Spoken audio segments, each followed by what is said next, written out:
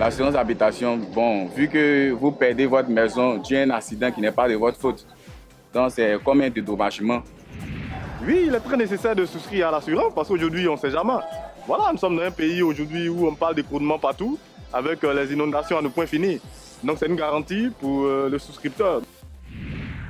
Comme je n'ai jamais eu de dégâts, je ne peux pas dire qu'ils ne font pas bien leur travail. C'est quand tu as un risque qu'ils n'ont pas répondu à tes aspirations, c'est là que tu peux avoir des choses. Pour le moment, je n'ai pas de reproches, je n'ai pas de compliments à faire. Il faut que les assureurs, les démarcheurs des assureurs puissent venir vers nous pour donner les informations utiles. Cette semaine, RTI Money vous fait découvrir l'assurance habitation. À quoi sert-elle? Est-ce obligatoire d'y souscrire? Comment la choisir? Les garanties de base sont-elles suffisantes ou faut-il systématiquement opter pour des garanties annexes? Aux côtés d'un assureur et avec un particulier, le grand reportage de RTI Money répond à toutes les questions que vous vous posez sur cette assurance qui couvre votre logement et vos biens en cas de sinistre. Des torrents d'eau boueuse, une eau qui emporte tout sur son passage. Des centaines de maisons détruites ou endommagées, des milliers de sinistrés. Après des pluies diluviennes, Abidjan meurtri par des inondations qui ont causé la mort d'une vingtaine d'habitants et provoqué des dizaines de millions de dégâts matériels. À l'époque, nous avions rencontré Nioli Ouman dans sa maison inondée du quartier de la Riviera.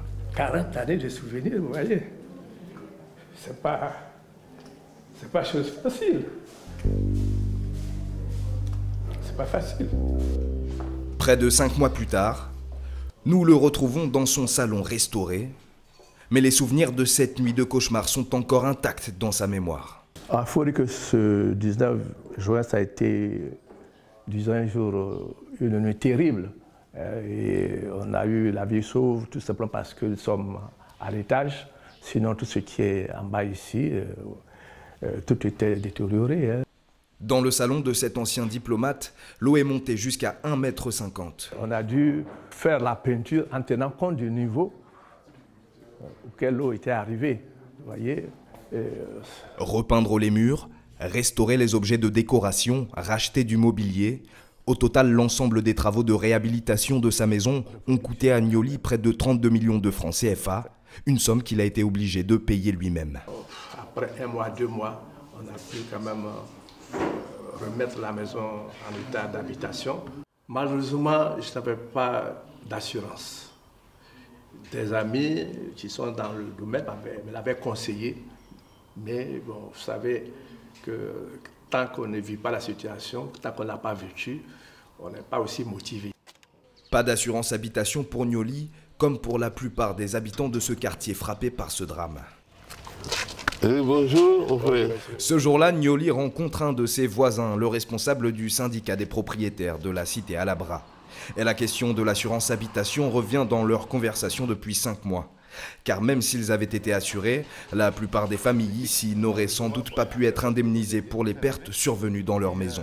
La couverture de l'assurance habitation classique ne prend pas en compte les événements climatiques d'ampleur comme les inondations. Pas tant que l'État ne décide pas d'un état de catastrophe naturelle pour que les assurances privées puissent rembourser les assurés. Le souhait, c'est que l'État, qui a un rôle régalien, puisse peut-être prendre des dispositions pour qu'il y ait une ouverture dans ce sens-là, que les assurances puissent intervenir. Et d'ailleurs, ça va encourager les gens à souscrire à une assurance. Mais si je sais qu'en cas de catastrophe naturelle de ma maison, les dégâts ne sont pas pris en charge, vous voyez, je ne serais pas encouragé à prendre une assurance dans ce sens. L'assurance habitation est une couverture de protection lorsque vous acquérez ou lorsque vous louez un bien immobilier, comme une maison ou un appartement. Cette assurance est appelée une multirisque habitation. C'est un contrat proposé par les sociétés spécialisées qui permet d'être dédommagé financièrement dans des circonstances précises. Un imprévu ayant causé des dégâts matériels ou immatériels dans votre logement. Une garantie qui peut être utile lors d'un incendie, d'un dégât des eaux ou d'un vol.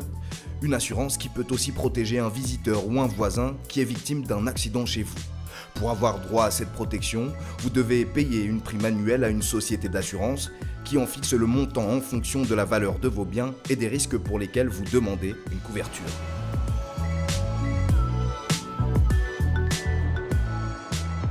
Pour étudier les besoins de chaque client, les sociétés d'assurance disposent de milliers de commerciaux comme Guy-Alain Koudjoro.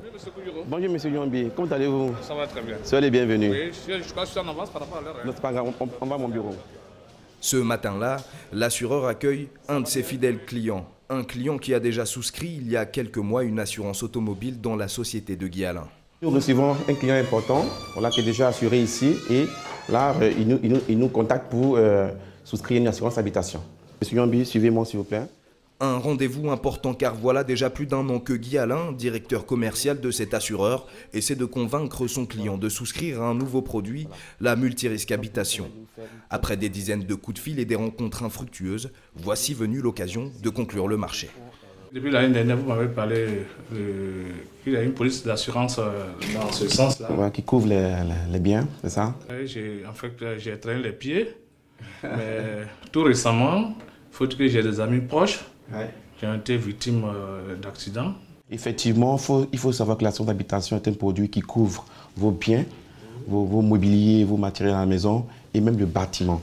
Voilà. Et même aussi votre responsabilité en tant que chef de famille qui est engagé. À 50 ans, ce logisticien aux revenus aisés n'avait jamais pensé à protéger son domicile. Il n'en voyait même pas l'intérêt, jusqu'à ce qu'il soit indirectement touché par le sinistre de l'un de ses voisins. Mais cette année, le déclic, c'est que j'ai des amis proches qui ont été victimes d'incendie. La maison est partie en fumée. Il faut dire que ça nous a beaucoup choqués, nous, les quartiers. Et surtout que ce sont des amis que je connais personnellement. Ça m'a fait réfléchir. Et donc, du coup, de me rappeler de la proposition de M. Koudjoro, qu'il m'avait faite depuis l'année dernière. Je suis donc venu pour qu'il puisse me faire des propositions par rapport à cette police d'assurance qui peut couvrir ou anticiper ce type de risques. Ici, comme dans d'autres structures, lors d'un entretien avant souscription, l'assureur définit d'abord les besoins du client. Guy-Alain va établir la liste d'un ensemble de garanties pour la multirisque logement qu'il va proposer à Paul. Dans tous les contrats, la garantie obligatoire, c'est la protection incendie. En tant que futur souscripteur, Paul doit remplir un formulaire précis avec plusieurs informations importantes, notamment donner l'estimation du prix de sa maison, une information capitale en cas de sinistre futur. Vous êtes propriétaire du bâtiment, donc vous allez mettre ici la valeur de votre bâtiment. J'ai acheté, après j'ai fait des aménagements. D'accord. Et aujourd'hui, le bâtiment, on peut l'évaluer à hauteur de... Oui, je pense qu'on peut l'évaluer aujourd'hui à plus de 54 millions. D'accord. Oui. Ok, donc on va préciser 50 millions. Aujourd'hui, dans notre portefeuille, nous avons des assurances d'habitation qui tournent autour de 50 000 francs par an, de 60 000 francs, de 100 000, de 200 000, et tout dépend de la valeur du bâtiment, de la valeur du contenu dont dispose l'assuré. Quand un assuré ne connaît pas la valeur de son bâtiment, donc on l'oriente vers un expert immobilier pour qui nous dégage un rapport. Pour faire ce rapport d'évaluation, le directeur commercial Guy-Alain, son client Paul et un expert de la compagnie vont effectuer une descente sur le terrain. Direction le domicile de Paul pour effectuer ce que les assureurs appellent dans leur milieu une visite de risque. En clair, il s'agit d'aller vérifier sur place et juger sur pièce si les déclarations du client correspondent bien à la réalité des informations qu'il vient de leur transmettre. En tant que directeur commercial, Guy-Alain passe une bonne partie de son temps hors de ses bureaux. Objectif, la chasse aux nouveaux clients, notamment pour leur vendre la multirisque habitation. Nous partons en prospection, rencontrer des clients. Nous partons chercher des nouvelles, des niches d'affaires dans le cadre du développement de notre portefeuille. Nous sommes amenés à nous déplacer vers des prospects, leur expliquer l'importance d'assurer sa maison, de prévenir des risques et de se faire indemniser en cas de sinistre.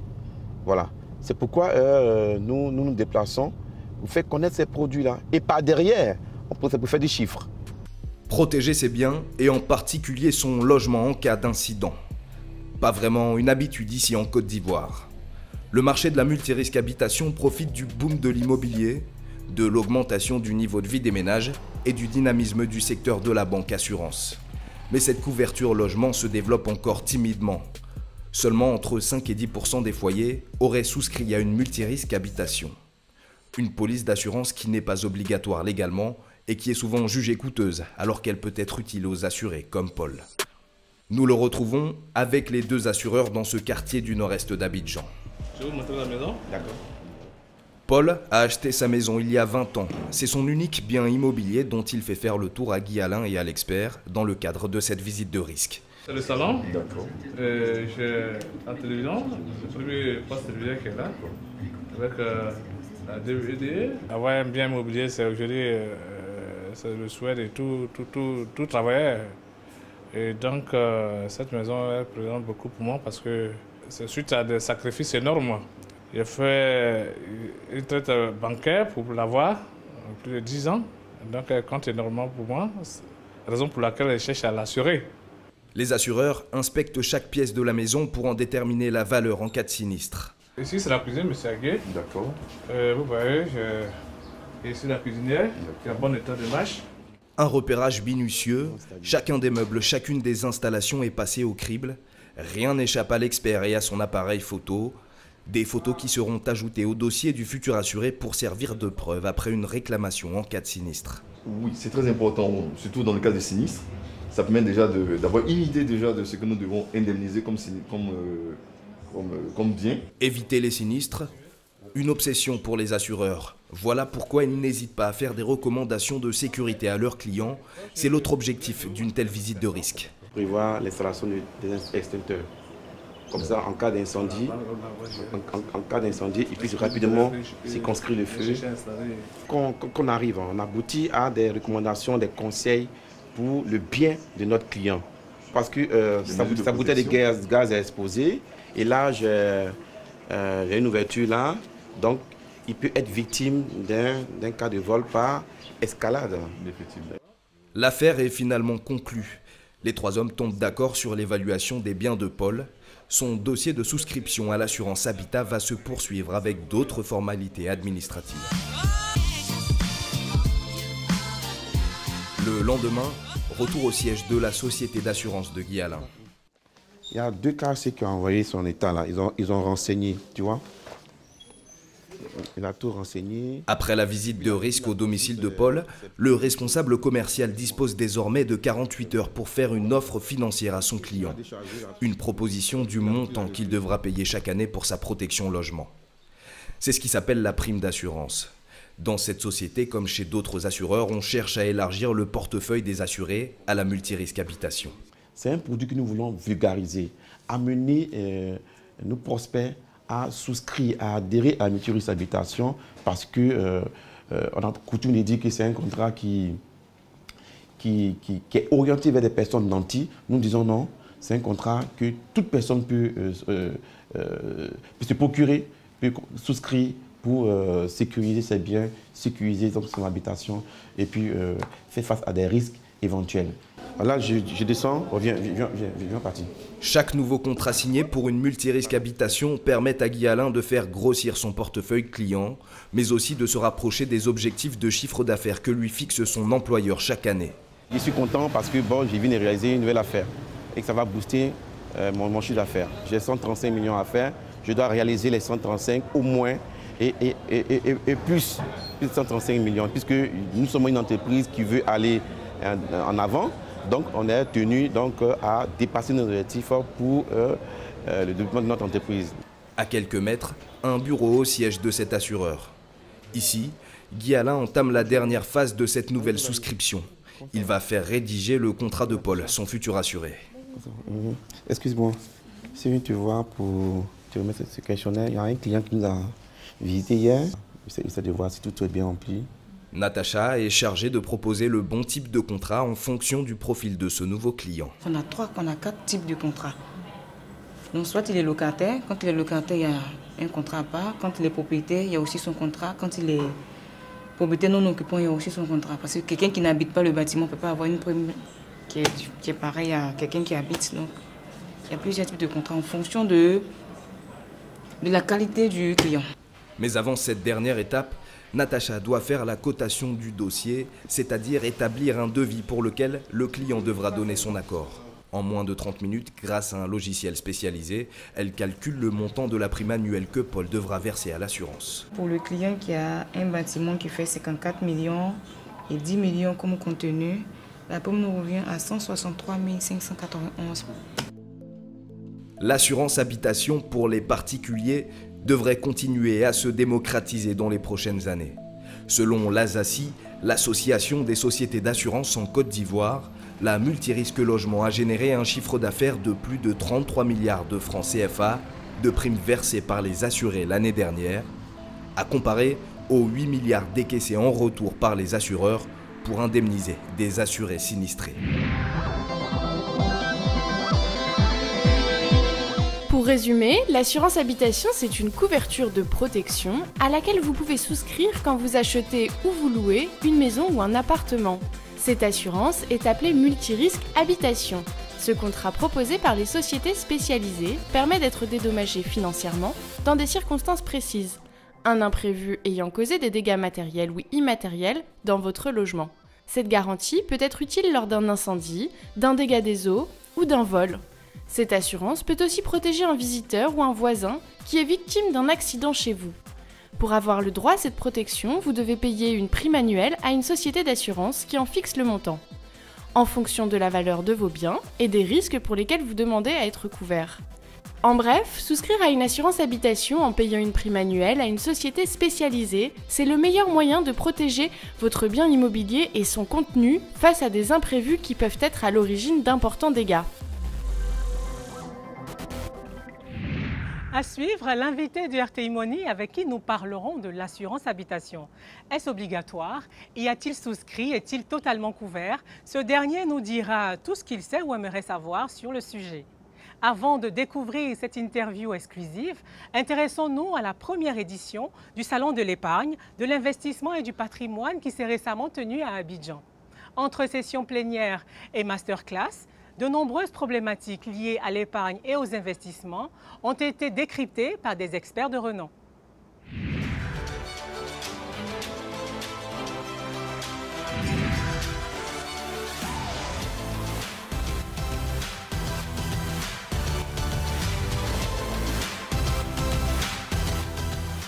On se rend compte qu'il y a un vrai besoin pour l'ensemble des ménages, pour la population, d'épargner. Mais d'épargner sûr, d'épargner long.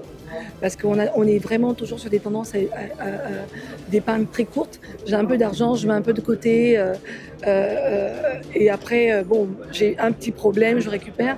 C'est pas vraiment ça de l'épargne. Sinon ça, à la limite, les tontines sont là pour ça. Donc là, c'est vraiment apprendre aux gens à épargner pour investir, pour mieux garantir leur futur et surtout transmettre un patrimoine.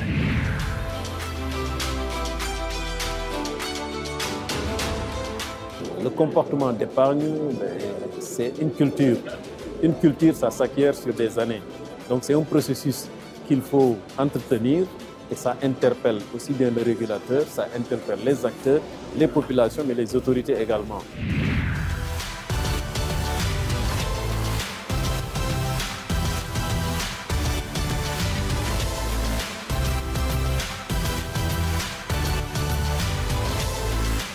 On a beaucoup progressé en matière de politique économique et on n'a pas d'inflation. Ça, il faut quand même le souligner.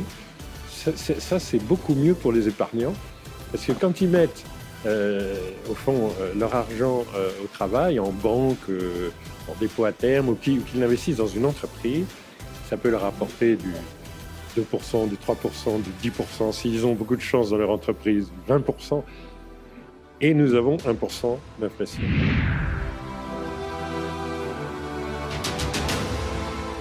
Il est important de parler de planification ou d'éducation financière aujourd'hui. C'est vrai, chacun de nous pense à une épargne. Mais il faut aller beaucoup plus en apportant des mécanismes qui permettent à tous ceux qui désirent épargner, d'épargner dans les meilleures conditions et d'avoir les véhicules de placement adéquats qui leur permettent donc de fructifier leur épargne.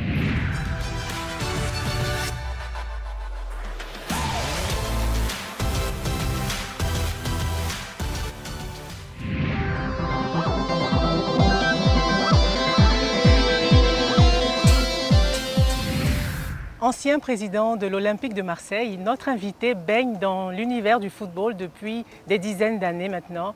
Pape Diouf, merci de nous recevoir. Avec plaisir. Alors aujourd'hui, il souffrait qu'on ne parle pas de football, mais plutôt d'assurance et plus particulièrement d'assurance habitation. Le football n'est pas la vie, il y a autre chose aussi. Quel est votre rapport à l'assurance en général? Écoutez, l'assurance en général, je pense que c'est un mal nécessaire. Je ne suis pas toujours du même avis que les assureurs qui savent, à mon avis, tirer le meilleur parti des situations, surtout quand elles sont compliquées. Mais c'est quand même un mal nécessaire. L'assurance me paraît être effectivement une démarche quasiment incontournable. Alors vous, quelles sont les assurances auxquelles vous avez souscrites? La voiture, parce que ça c'est quand même tout le monde. La maison aussi. Les enfants, parce qu'à l'école, l'accident est vite arrivé. Parfois, il y a des assurances aussi, tout risque qu'on prend selon les affaires qu'on mène. Je ne suis pas dans ce milieu-là de grandes affaires pour assurer, disons, ce que je fais. Donc voilà, je pense que mes assurances sont un peu celles de monsieur tout le monde. Par exemple, pour l'assurance habitation, comment l'avez-vous choisi? Écoutez, j'ai la chance d'avoir dans mon entourage une personne que je connais très bien, que j'appelle même ma sœur, et qui est très pointue en la matière. Donc c'est elle qui souvent m'indique les meilleurs contrats à faire, les meilleurs contrats à avoir. Et de ce point de vue-là, donc je l'ai plus écouté que je n'ai fait moi-même un choix. Cependant, bon, je sais qu'elle tient compte en règle générale de ce qu'on appelle les valeurs intérieures, les meubles, de l'immeuble en lui-même, hein, dans le cas effectivement de mots naturels comme l'infiltration. Donc oui, c'est plutôt de sa part, je dirais, une connaissance d'un milieu, connaissance que je n'ai pas, et surtout, je dirais, d'une aide qu'elle m'apporte. Donc vous ne connaissez pas vos obligations vis-à-vis de votre assureur? Les obligations, vous savez, c'est plus de la théorie, les obligations. Les obligations, on les devine, on souhaite ne jamais avoir à se frotter à ces obligations-là. Maintenant, comme je le dis et je le répète, bon, j'ai une personne adéquate et qui ne me laisserait pas, je dirais, commettre des impairs ou des erreurs. Donc, à partir de là, les conditions, je dois dire que, bon, si vous me les demandiez que ce soit un examen, oui, je risque d'être effectivement recalé. On le sait, l'assurance habitation n'est pas obligatoire partout. Mais si vous aviez le choix, est-ce que vous serez assuré? Oui, parce que je fais peut-être partie de ces gens qui chez eux ont certaines valeurs intérieures, ne serait-ce que les meubles, ne serait-ce que certains, comment vous dire, certains garnements qui coûtent relativement cher parfois. Donc forcément, je pense quand même que ça devient, comme je l'ai dit tout à l'heure, une voie incontournable. On ne peut pas, sous couvert que l'assurance n'est pas obligatoire, je dirais, laisser chez soi à l'abandon. Non, j'ai quand même une assurance chez moi, c'est évident. Donc c'est une affaire de bourgeois, cette assurance habitation? Non, pas forcément de bourgeois. Est-ce que j'ai le droit de dire que c'est une affaire de possession? Je pense que c'est une affaire d'évaluation, une affaire comment vous dire ça, d'observation de ce qu'on a, de ce qu'on n'a pas, de ce qu'on a envie de préserver, de ce qu'on n'a pas envie de préserver. Voilà, j'ai par exemple chez moi, c'est vrai, une bibliothèque qui est importante, qui est assez immense, que j'aime bien assurer. Pensez-vous qu'elle devrait être obligatoire, cette assurance, surtout en Afrique? Quand on prend l'Afrique, de quelque pays qu'il soit, hein, il est rare de s'apercevoir que des gens sont dans une situation, je dirais, telle que les assurances deviennent une obligation. Maintenant, il est un fait qu'il n'y a pas que des accidents matériels, les accidents corporels existent. Et à ce titre-là, oui, l'assurance me paraît tout à fait importante. Vous venez juste de parler de sinistres. Est-ce que vous en avez déjà été victime? Non, pas à vrai dire. Bon, j'ai connu, comme beaucoup de gens, des infiltrations là où j'ai habité. J'avais acheté une maison qui présentait ce défaut de fabrication, mais cela a été vite remédié. Sinon, de sinistres, par ailleurs, avec la voiture, ou sans doute comme certains, jamais quelque chose de très grave. On ne vous le souhaite pas d'ailleurs. Je ne me le souhaite pas non plus, merci, mais je ne me le souhaite pas. J'ai envie de vous demander si vous êtes satisfait de votre assureur. Ah oui, moi je suis complètement très satisfait de mon assureur. Alors, quelques mots pour toutes ces personnes qui résistent encore à franchir le pas vers l'assurance habitation. Une précision, j'ai horreur de donner des conseils. Les conseils, je les donne à ma fille de 13 ans. Il n'y a qu'à elle. Bon, le reste du temps, je discute, je dialogue, j'échange. Donc, je ne me permettrai pas là de donner des conseils à des gens. Cependant, je le redis en ce qui me concerne, les assurances sont d'abord, me semble-t-il, une affaire personnelle, une affaire d'évaluation. Comme je vous l'ai dit, entre le Français moyen qui va s'assurer et le Burkinabé moyen qui va s'assurer, forcément, ce n'est pas du tout la même chose. C'est pas du tout la même chose. Merci Pape Diouf et bon séjour sur les bords de la lagune des Briers. Merci beaucoup, très gentil. C'est la fin de ce numéro de RTI Money. Merci de l'avoir suivi. À la semaine prochaine pour une nouvelle immersion dans l'univers de la banque assurance.